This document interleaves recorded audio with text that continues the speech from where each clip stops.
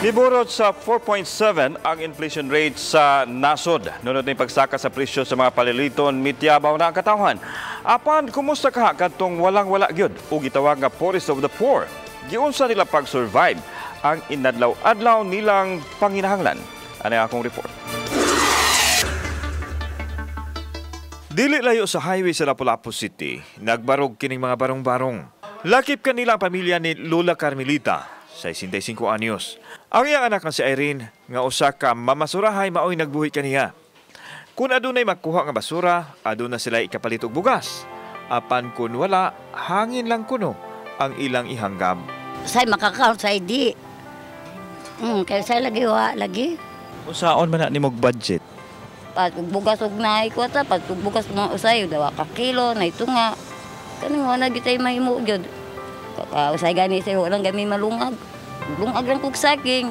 Di mag-inom lang kog kape gaway bawa na gi mahimo. Saging na kanang kape na gyud. So sa usa ka adlaw kapilaman mo mukaon?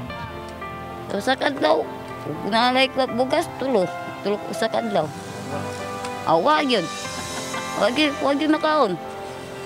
Mangutang ta diya, wa may mo pautang na to kay wala gitay kuan. Gamay ra kaayo ang ilang ipuy-an. Walay tubig, walay kuryente. Literal nga survival gyud ang ilang kahimtang. Ang silingan nga si Joel Quenya, extra lang ang trabaho. Maong extra lang pod ang pagkaon. Kung naay kita, naay kaon. Kung wala, nga usab ang iyang pamilya.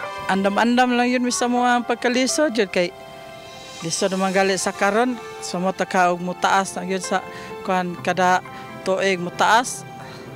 Wa jud mi lain mahimo. Wala sila'y kasayuran unsa ang inflation rate.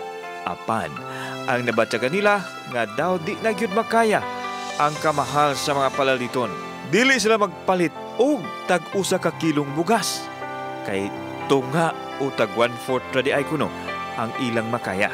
Ni mahal ang kuan kanang panaliton kami naglisod jud mi diri sa mong kuan dere kay labi nagkaning akong bata duha ka buok sa mata karon nga kaning nagsakit-sakit nya amo pang gipuy-an karon nga barong-barong lang. Dili na bali, walay sudan basta na ay gamay bugas, ikatag-ang sa kaldero. Labaw lang wala sila'y alamag sa train law. Apan, panghinaot nila nga kung kini ang nakadugang sa ilang kalisod, unta mausab kini aron dili na sila inudnud pa og samot sa kalisdanan. Nawagan ko sa presidente nga tabangan mi sa mong kalisod.